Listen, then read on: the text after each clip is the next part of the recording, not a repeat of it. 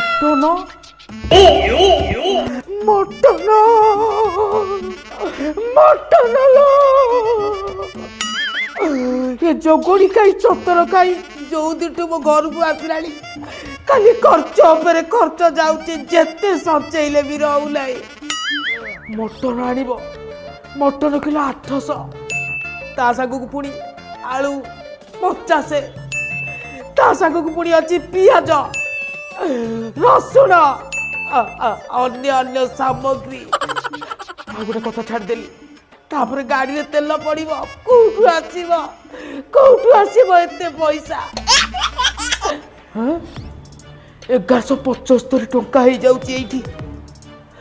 ସେ 1175 ଟଙ୍କାକୁ ଯଦି ମୁଁ 25 ଟଙ୍କାରେ ପରିଣତ ନ କରିଦେଇଛି ତାହେଲେ ମୋ ନାଁ ବି ବିଜୁଳି ଅପା ନୁହଁ। ମଟନ